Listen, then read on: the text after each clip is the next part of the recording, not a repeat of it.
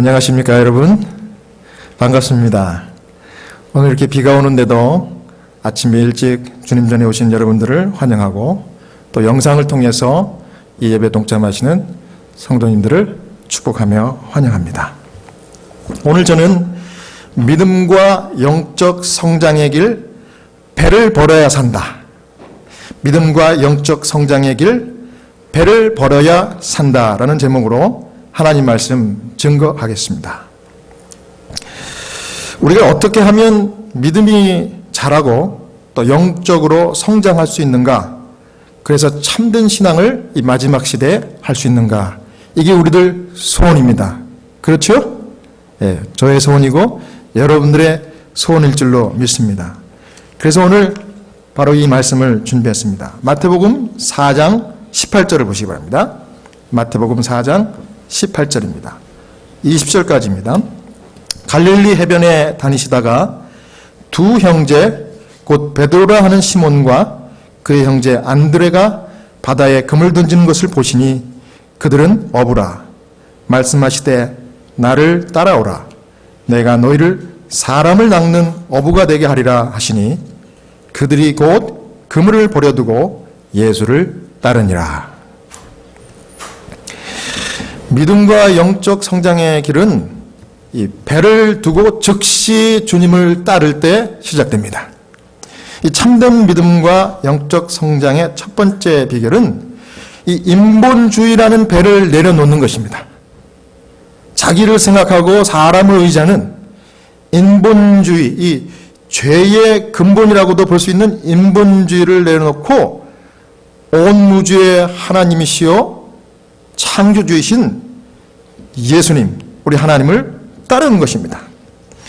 오늘 저는 베드로의 이 배에 대한 이야기를 좀 하려고 합니다. 그러면서 이 배를 은유적으로 저와 여러분 자신을 상징하는 이런 방향으로 말씀을 좀 살펴보려고 합니다. 우리는 다 이 죄인으로서 인본주의를 따르는 죄악의 본성을 지닌 배, 그런 배와 같은 사람들입니다. 그래서 저는 오늘 이 베드로의 이 배 이야기를 통해서 이 인본주의의 이 배를 버려야 영적으로 살 수 있다는 말씀을 드리려고 하는 것입니다. 이 예수님은요, 이 베드로가, 이 사랑하는 제자 베드로죠. 이 사랑하는 제자 베드로가 자기의 배에서 아주 나오게 하시기 위해서 3년 반 동안 공을 들였습니다. 그렇죠? 왜냐하면 베드로는 늘 보면 예수님보다 고기잡이 배를 더 사랑했기 때문에 그래요. 주님이 아셨어요. 베드로는 아시는 대로 어부입니다. 그래서 그에게 이 고기 잡는 이 고기잡이 배는 가장 소중하고 또 비싸고 재산 목록 1호였습니다. 고깃배는 주로 베드로같이 이 어부를 생업으로 하는 가족들 사이에서 대물림하는 그런 재산 목록 넘버 1이었습니다. 큰 성공적인 비즈니스, 중요한 인베스트먼트였습니다. 여러분, 어부들을 생각해 볼 때 어부들이요, 이 말하는 거 참 좋아합니다. 말 중에도 어떤 말을 좋아하느냐? 자랑하는 말 좋아합니다. 왜 그러겠습니까? 여러분, 어부들이나 낚시를 즐기는 사람들이 이런 얘기하는 거 들어보신 적 있습니까? 이야, 내가 말이지 지난 일요일 날 낚시를 갔는데 월척 이따만한 고기 잡았어? 이런 얘기할 때는 되게 흥분해가지고 아주 그냥 과장을 좀 섞어가면서 침도 튀겨가면서 이렇게 얘기해요. 열정적으로 얘기한다는 사실입니다. 여러분, 예수님은요, 어부인 베드로를 사랑했어요. 왜냐하면 베드로의 성격도 원래 그렇지만은 또 어부들이 일반적으로 이 다른 사람들에게 이야기를 실감나게 잘하기 때문에 그 어부 출신의 이 제자들을 사랑하셨던 것 같아요. 왜냐하면 그런 사람들이 예수를 믿고 거듭나서 변화되면 다른 사람들에게 예수 만난 이야기를 어떻게 하겠습니까? 실감나게 하겠죠. 저도 좀 비슷한 성격을 가지는 것 같아요. 저는 무슨 이야기를 할 때, 또 제가 설교할 때도 좀 그런 것 같지 않습니까? 좀 이렇게 열정적으로 하려고 그래요. 네. 왜요? 저는 그게 좋아요. 그런데 베드로가 그런 인물이었습니다. 그런데 여기 보시면 마태복음 4장에서 제자들이 훌륭했던 점은 그들이 신속하게 예수님의 이 도발적인 제안을 받아들였다는 것입니다. 네. 사랑하는 여러분, 우리 예수님이 여러분들을 초청하실 때에 지체하지 말고 순종하는 성도 되시기 바랍니다. 네. 성령께서 말씀하실 때 여러분 아멘 하며 따르시는 성도 되시기를 간절히 바랍니다. 그 다음 두 번째는 베드로의 두 번째 배의 얘기인데요. 누가복음 5장 1절에서 2절입니다. 누가복음 5장 1절에서 2절입니다.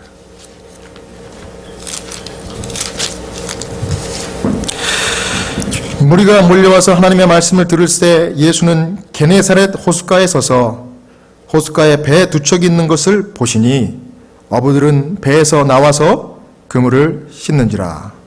우리가 믿음과 영적 성장의 길 두 번째는 배 안으로 예수님을 초청할 때 믿음이 성장하는 것입니다.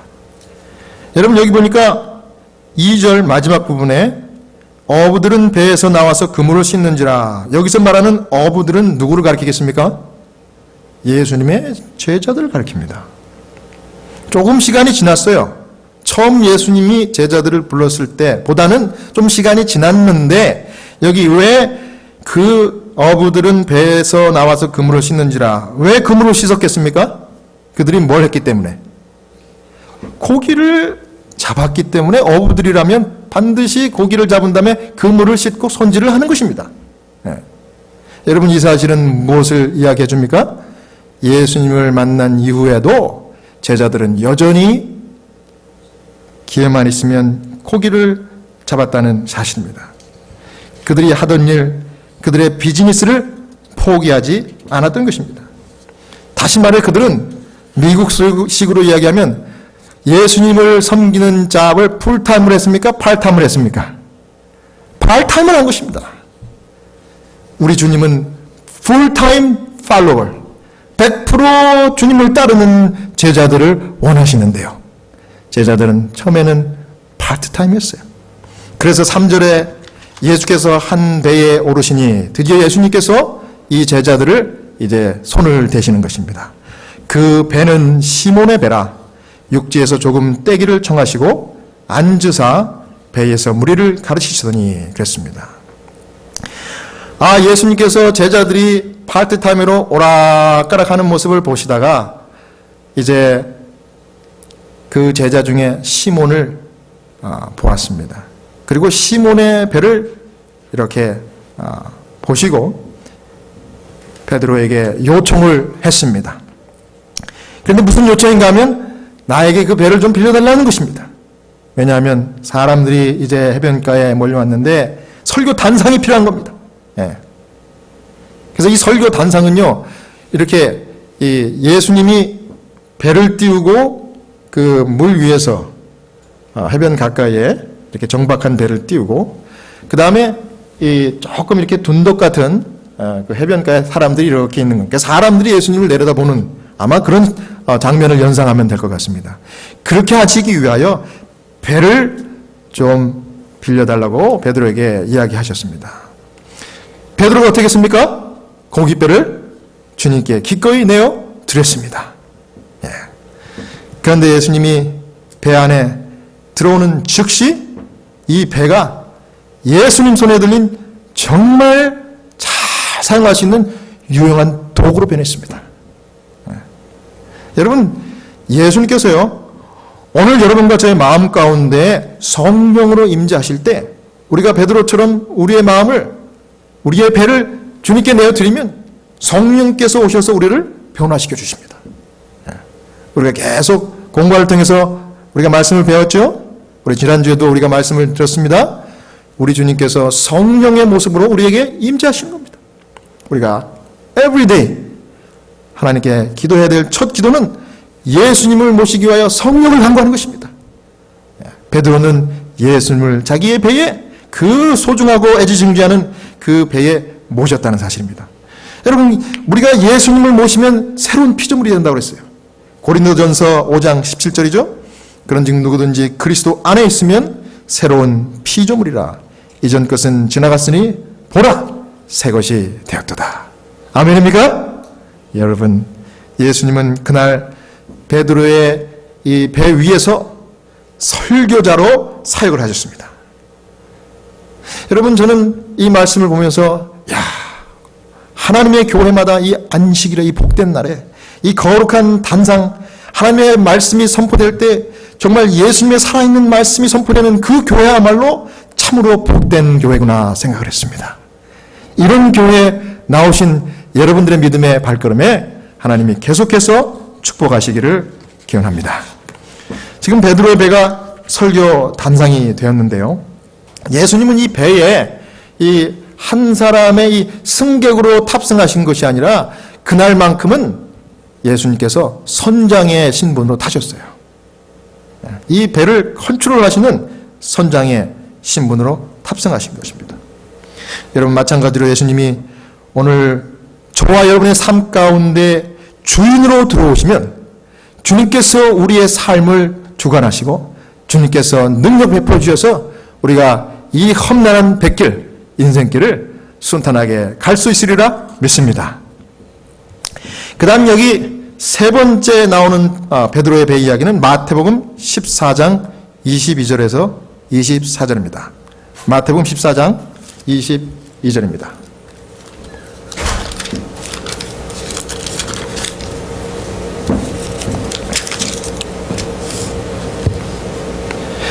예수께서 즉시 제자들을 재촉하사 자기가 무리를 보내는 동안에 배를 타고 앞서 건너편으로 가게 하시고 무리를 보내신 후에 기도하러 따로 산에 올라가시다 저물매 거기 혼자 계시더니 배가 이미 육지에서 술이나 떠나서 바람이 거슬림으로 물결을 인하여 고난을 당하더라.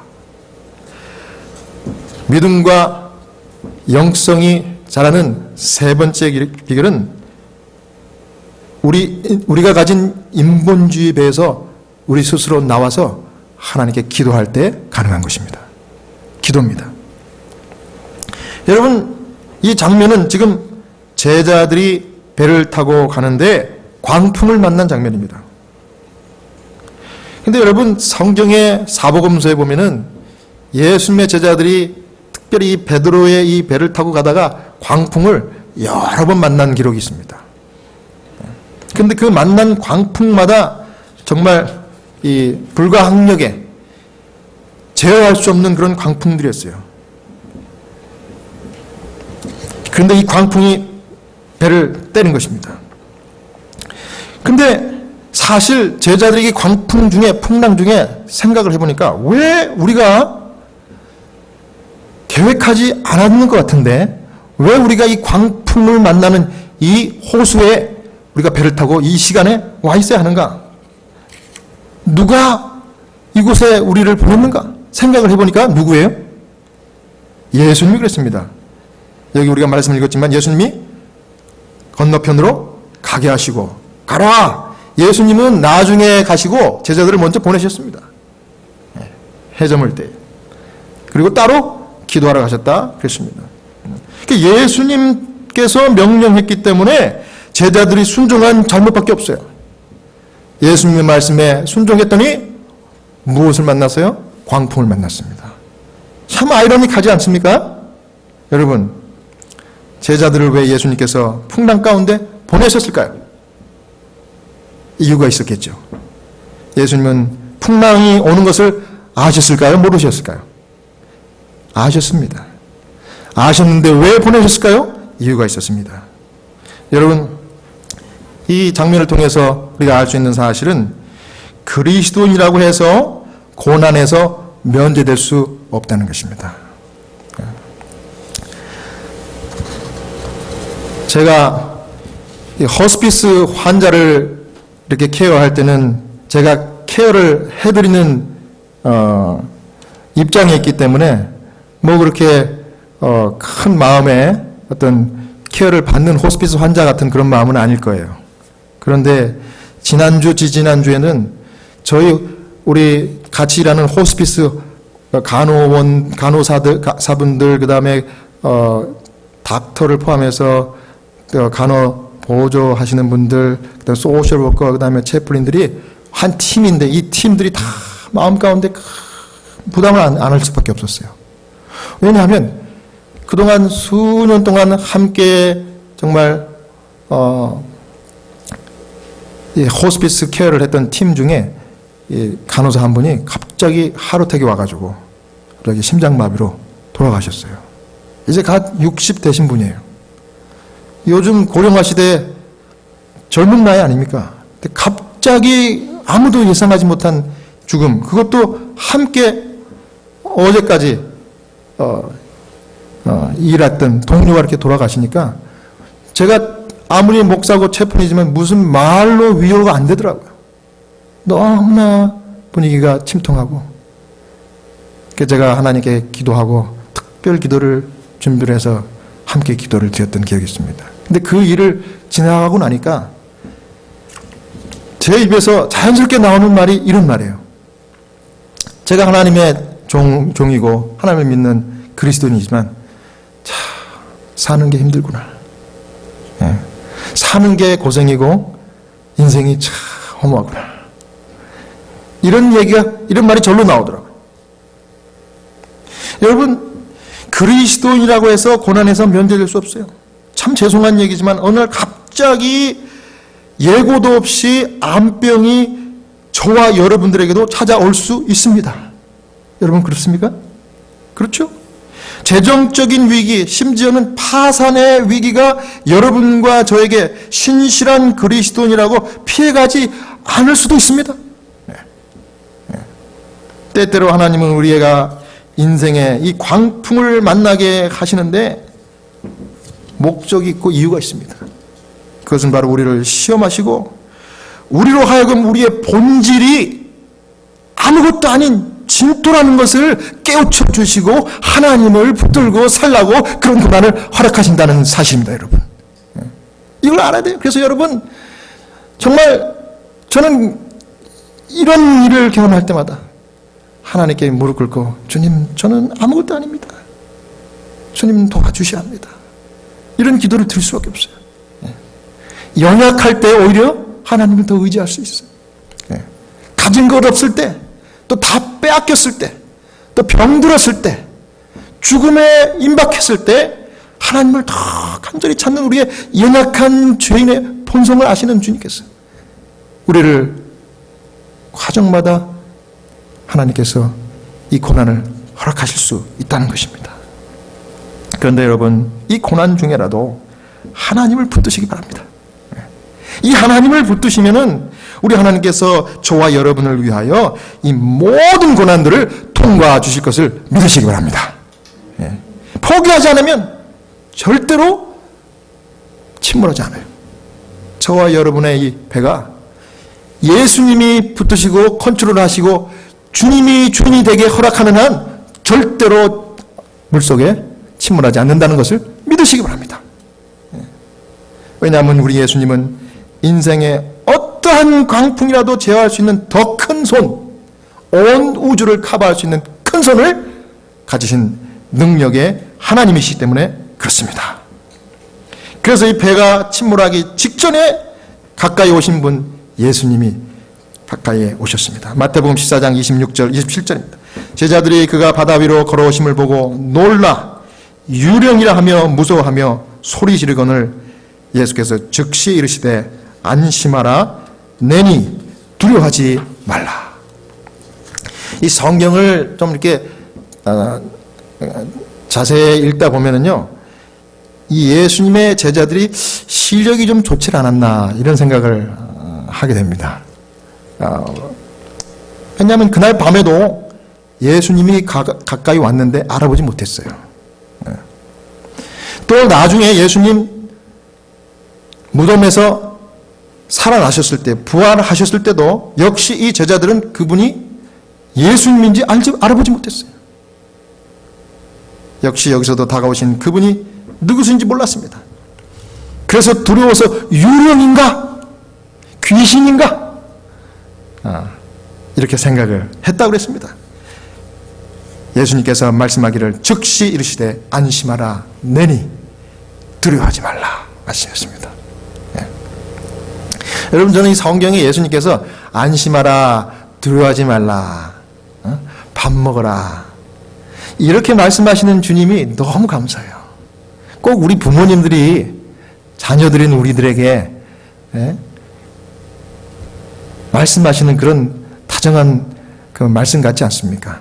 그래, 걱정하지 마, 걱정하지 마. 우리는 뭐 좀 이렇게 조금만 뭐 이렇게 안 좋은 일이 있으면 큰일 났네. 아이고 죽겠네. 우리 한국 사람들은 너무 죽겠다 그래요. 근데 여러분, 이 세상에 죽을 일은 없습니다. 부활의 생명의 주님을 붙들고 사는 우리는 죽어도 다시 사니까 죽을 일은 없어요. 그럼 죽을 일도 없다 그러면 이 세상에 큰일 날 일도 없는 것입니다. 예수님은 믿음으로 제자들에게 내니 안심하라 그랬습니다. 두려워하지 말라 그랬습니다. 그랬더니 28절에 베드로가 대답합니다. 베드로가 이 예수님의 음성인 것 같아요. 하지만 베드로 마지막 믿긴 믿었지만 99%만 믿은 것 같아요. 그래서 이렇게 얘기하는 겁니다. 주여, 만일 주님이시거든 나를 명하사 물 위로 오라 하소서 하니 여전히 그는 그분이 누구신지 알 수 없다는 것입니다. 그래서 번개가 번뜩 쳤을 때 제자들은 그분이 바로 주님이라는 사실을 확인할 수 있었습니다. 그리고 확실히 주님의 음성은 맞았어요. 하지만 그들은 솔직히 믿을 수 없는 사실이 벌어진 겁니다. 그래서 베드로가 이렇게 말했습니다. 28절 29절 베드로가 대답하여 이르되 주여, 만일 주님이시거든 나를 명하사 물 위로 오라 하소서 하니 오라 하시니 베드로가 배에서 내려 물 위로 걸어서 예수께로 가되. 그래서 예수님이 주님이시면은 나를 물 위로 걷게 해 주십시오. 예수님이 그것을 억셉트 하셨어요. 그래, 좋다. 배에서 나와서 내게로 오라. 걸었습니까? 걸었습니다. 여러분, 베드로는요, 이 세계 최초의 물 위를 맨발로 걷는 전무후무한, 그때는 기네스북이 없었죠. 있었다 그러면 기네스북 1호 이름을 올린 사람이 되어버렸습니다. 그런데 여러분, 그 감격도 얼마 못 가서 베드로에게 문제가 생겼습니다. 그가 예수님을 바라보는 시선을 예수님에서 떼는 순간 무슨 일이 벌어졌습니까? 물에 빠지기 시작합니다. 베드로는 어떻게 했습니까? 자기도 믿기지 않는 겁니다. 놀랍고 그 다음에 한편으로는 자기가 대견스럽고 자랑스러운 겁니다. 그래서 눈을 떼서 뒤를 바라보고 파도를 바라보고 바닷물을 보는 순간 갑자기 공포가 몰려오기 시작합니다. 그리고 곧바로 물에 빠지기 시작하게 되었습니다. 사랑하는 여러분, 저와 여러분도 예수 그리스도에게서 눈을 떼는 순간 계속해서 올라가는 일이 멈추는 것입니다. 여러분, 베드로처럼 곤두박질 치는 인생, 그런 실패의 삶을 살지 않기 위해서라도 우리가 예수님의 시선을 끝까지 고정해야 할 것입니다. 여러분, 시선을 떼는 순간 실망이 밀려올 것입니다. 여러분의 시선을 사람들에게 고정하는 순간, 다른 사람들을 너무나 신뢰하는 그 순간, 특별히 교회 안에 어떤 사람을 바라보고 그 사람을 기대하는 순간 곧바로 큰 실망을 하게 될 것을 믿으시기 바랍니다. 네. 왜요? 여러분은 항상 예수 그리스도에게 시선을 굳게 고정시켜야 될 성도이기 때문에 그렇습니다. 우리가 바라볼 분은 주님밖에 없습니다. 여러분, 믿으시기 바랍니다. 주님께서 우리의 힘이시고 주님께서 우리의 길이시고 주님께서 우리의 능력임을 믿으시기 바랍니다. 마태복음 14장 32절 33절입니다. 배에 함께 오름에 바람이 그치는지라 배에 있는 사람들이 예수께 절하며 이르되 진실로 하나님의 아들이로소이다 하더라. 놀라운 얘기입니다. 물에 빠진 베드로가 예수님께 손을 내밀어 다시 구조를 받았습니다. 그리고 함께 배에 오르셨습니다. 이제 베드로에 관한 마지막 이 베드로 배에 관한 이야기는 요한복음 21장에 나오는데요. 요한복음의 마지막 장 21장에 여기 보면 예수님께서 무덤에서 부활하셨습니다. 그러니까 부활하신 예수님께서 제자들에게 나타나셨고 하늘로 올라가실 준비가 이제 다 됐습니다. 그런데 문제가 하나 생겼는데요. 베드로와 다른 제자들이 여전히 고기 잡는 일을 하고 있었다는 사실이에요. 여러분, 사람들이 변화될까 안 변화될까 어떤 분이 그렇게 물어보세요. 지금 원로 목사님이, 은퇴하신 원로 목사님이, 성 목사님, 사람이 변할 것 같아 안 변할 것 같아? 그래서 저는 인생 경험이 쌓이고 나이가 드시면 목사님처럼 중후해지고 더 완숙한 성품을 갖겠죠. 그랬더니 그런 소리 하지 말어, 안 변해. 더 못되죠. 그 말을 듣고 제가 깨달음이 왔습니다. 그렇구나, 사람이 변하지 않는구나, 하나님을 바라봐야 되는구나. 더 못되진다는 것이 정말 충격이었어요. 진심으로 그분이 저에게 해주신, 그 젊은 목사에게 해주신 말씀이에요. 변하지 않습니다. 그래서 그런지 이 제자들은 그 감동을 받고도, 그 엄청난 기적을 경험하고도 이제는 예수님께서 승천하시기 직전에 있는데도 불구하고 이 철없는 제자들이 여전히 고기를 잡는 일을 하고 있었던 것입니다. 제자들은 이와 같이 정말 습관적인 문제들을 끊임없이 계속해서 안고 있었습니다. 그래서 이제 예수님은 마지막으로 사랑하는 제자 베드로를 그의 배에서 끄집어내셔야 하였습니다. 그래서 요한복음 21장 1절 2절을 보시기 바랍니다. 요한복음 21장 1절 2절입니다. 그 후에 예수께서 디베랴 호수에서 또 제자들에게 자기를 나타내셨으니 나타내신 일은 이러하니라. 시몬 베드로와 디드모라 하는 도마와 갈릴리 가나 사람 나다나엘과 세베대 아들들과 또 다른 제자들이 함께 있더니, 이렇게 기록합니다. 우리가 영적으로 믿음과 이 영성이 자랄 수 있는 비결은 우리의 인본주의적인 배를 버리고 예수님을 쫓아가는 것입니다. 그리고 예수님을 사랑하는 것입니다. 3절에 베드로가 말합니다. 나는 물고기 잡으러 가노라 그랬습니다. 여러분, 베드로가 제자들 중에도 꽤 리더십이 있었어요. 그래서 내가 물고기 잡으러 간다 하니까 다른 나머지 제자들도 어떻게 했습니까? 우리도 함께 가서 함께 다 같이 물고기 잡으러 갔습니다. 그래서 고기 잡으러 다 나갔습니다. 그리고 배를 타고 밤에 고기를 잡으러 나갔는데 밤새도록 그물질을 했는데 몇 마리 잡았습니까?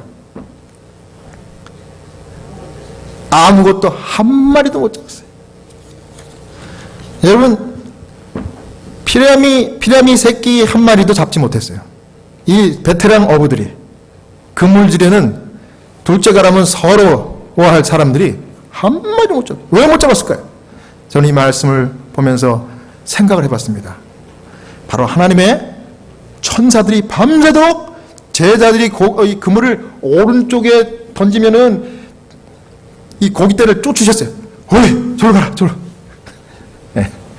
왼쪽에 내리면 오른쪽으로 쫓으시고, 배 앞으로 던지면 배 뒤로 쫓으시고, 이 물고기떼들을 이리로, 저쪽으로, 이쪽으로 밤새도록 쫓아서 정말 요만한 피라미 새끼 한 마리도 못 잡도록 주님께서 개입하신 겁니다.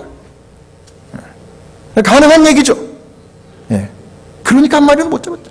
결코 여러분 우연이 아니었어요. 천사가 방해한 겁니다. 천사가. 하나님이 명령하셔서. 왜 그랬습니까? 예수님께서는 마침내 이 사랑하는 제자들이 그들의 직업을 사람 낚는 어부가 되게 하기 위해서 바꾸기를 원하셔서 그렇게 하신 것입니다. 완전히 헌신하는 제자들을 만드시기 위하여 주님이 손을 쓰신 것입니다. 여러분, 초대교회는 예수님께 100% 100% 헌신하는 풀타임 사역자가 필요했던 것입니다. 4절입니다. 날이 새어갈 때 예수께서 바닷가에 서셨으나 제자들이 예수인 줄 알지 못하는지라. 또 제자들은 예수님을 알아보지 못했어요. 보십시오. 눈이 좀 안 좋은 것 같아요. 안경이 필요해, 안경이. 예. 제자들은 5절, 6절. 예수께서 이르시되 얘들아 너에게 고기가 있느냐? 대답하되 없나이다. 이르시되 그물을 배 오른편에 던지라. 그리하면 잡으리라 하시니 이에 던졌더니 물고기가 많아 그물을 들 수 없더라. 밤새도록 허탕질했지만 예수님이 명령했을 때 순종한 것이 저들의 훌륭한 점입니다. 그래서 오른쪽에 던졌다고 그랬습니다. 그랬더니 제자들이 도움이 필요할 정도로 엄청난 고기가 끌려올린 것입니다. 이번에는 천사들이 어떻게 했을까요? 야, 제자들이 오른쪽이다, 오른쪽으로 가라, 오른쪽으로. 오이! 그래서 오른쪽으로 다 몰아주셨습니다. 그런데 물고기가 다른 성경에는 몇 마리 잡혔다고 그랬습니까? 153마리 잡혔다고 그랬습니다. 여러분, 153마리라고 하면 이것을 다 실으니까 배가 아주 기우뚱했다고 했습니다. 그러면 사이즈가 꽤 어떻게 했다는 사실입니까? 컸다는 거예요. 꽤 큰 사이즈였던 모양이에요. 예수님의 기적적인 개입하심으로 고깃배는 가득 차고 넘치게 됐습니다. 밤새 일한 것보다 불과 5분 만에 우리 하나님은 더 큰 일을 이루셨습니다. 아멘입니까? 예. 전문 어부들은 헛금을질만 했지만은 하나님은 이른 아침에 그것도 밝은 시간에 대낮에 기적을 행하실 수 있으셨습니다. 여러분, 이런 하나님 능력의 하나님 붙드시는 성도 되기 바랍니다. 해결되지 않는 거 없어요. 믿음으로 주님 바라보십시오. 15절 주목하십시오. 그들이 조반 먹은 후에 고기 잡은 다음에 예수님께서는 이제 마지막 교훈을 주시려고 했어요. 그들의 마음을 완전히 감동시켜서 이제 내 제자로 삼으려고 다 만반의 준비를 했는데 그거 하기 전에 예수님 또 하신 일이 뭐예요? 저는 이게 너무 감사해요. 밥부터 먹으라, 이게 밥부터. 얼마나 배고프고 힘들지 이겁니다. 예수님은 제자들에게 설교도 하시고 호소도 하시고 권면도 강력하게 해주고 싶으셨지만 참으시고 제자들의 마음을 돌이키시는 일 하기 전에 굶주린 저들의 배를 먼저 채워주셨습니다.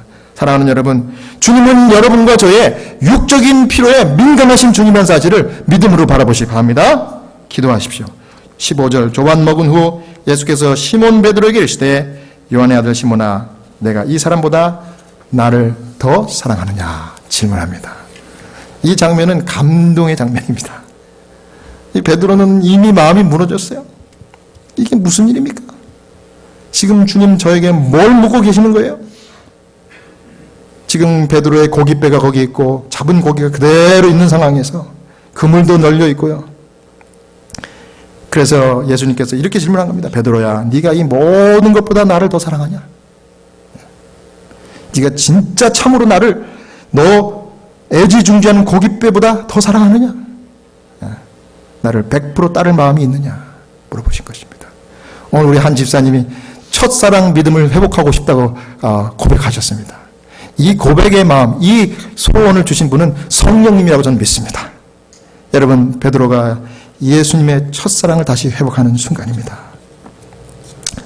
3번 똑같은 질문을 받은 베드로는 마침내 예수님께 대한 그의 깊은 사랑과 그분을 평생 따르기로 결심하는 고백을 합니다.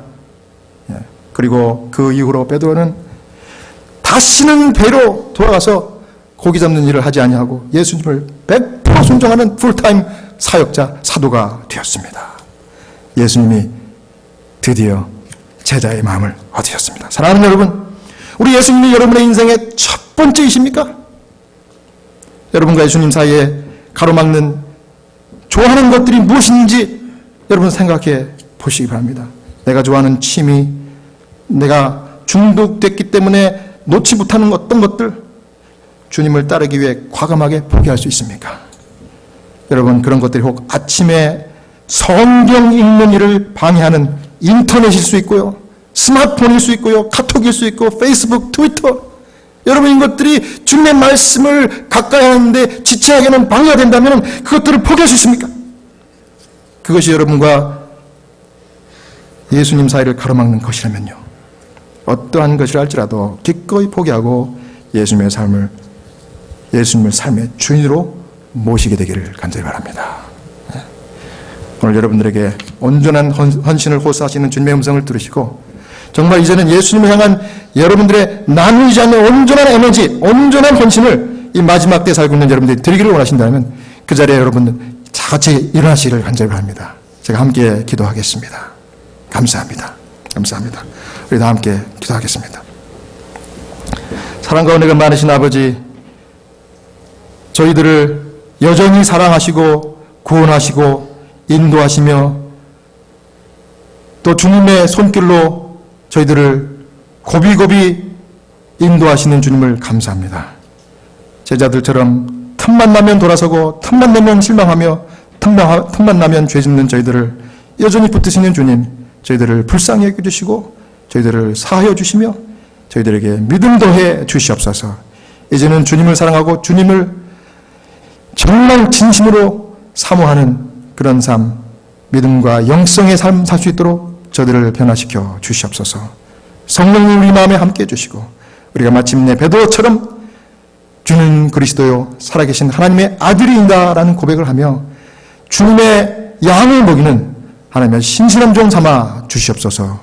우리를 여기까지 인도하신 주님의 귀하신 은혜에 감사하며 우리를 사랑하시는 예수님의 이름으로 간절히 기도하옵나이다. 아멘.